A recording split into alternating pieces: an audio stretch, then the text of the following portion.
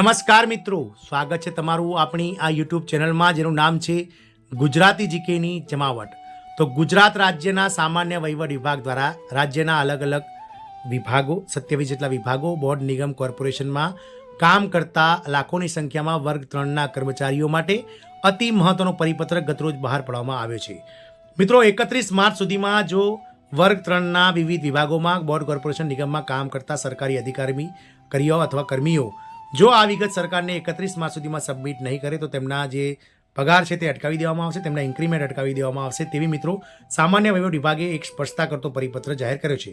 તો જાણીએ વિડીયોમાં વિગતવાર કે કઈ માહિતી અધિકારી અથવા વર્ગ 3ના કર્મચારી દ્વારા ના અપાતા સરકાર દ્વારા તેમના ઇન્ક્રીમેન્ટ અને પગાર અટકાવવામાં આવશે તેવો પરિપત્ર સરકારે જાહેર કર્યો છે। તેને લઈ અને વિડીયોમાં વિગતવાર ચર્ચા કરીએ।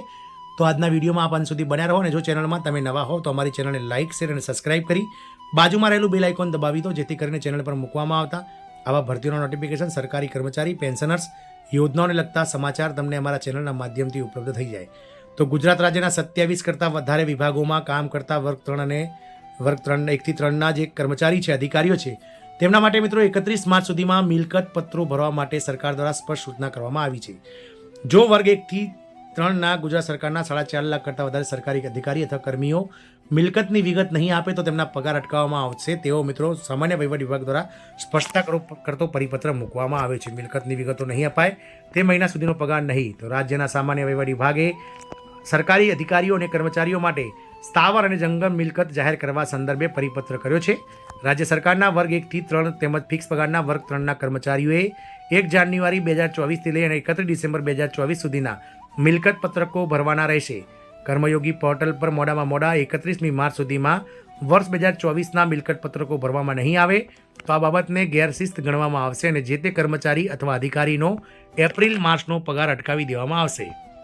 સામાન્ય વહીવટ વિભાગે એવી પણ સ્પષ્ટતા કરી છે કે 31મી માર્ચ સુધી તેમજ ત્યાર પછી પણ મિલકતોની માહિતી જ્યાં સુધી આપવામાં નહીં આવે તે મહિના સુધી પગાર અટકાવવાનો રહેશે। આ સૂચનાઓનું પાલન કરવા તમામ વિભાગોને નિર્દેશ અપાયા છે।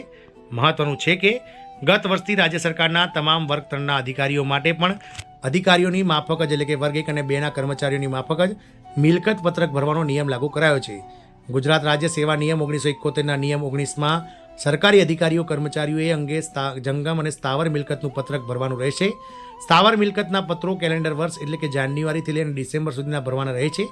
વર્ષ પૂરું થતાં કે તુરત જ આપણે મિલકત પત્ર ભરીને જમા કરાવવા પડે છે।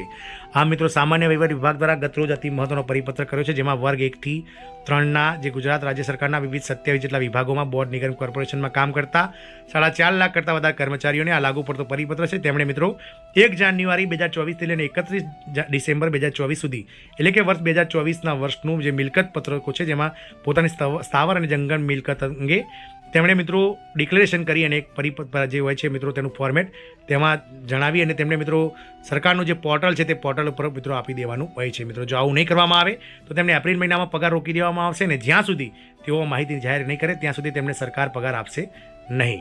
તો આ એક અતિ મહત્વનો પરિપત્ર ગુજરાત રાજ્યના સરકારી કર્મચારીઓ માટે હતો જેને એને વિડીયો બનાવ્યો છે। જય હિન્દ, અસ્તુ।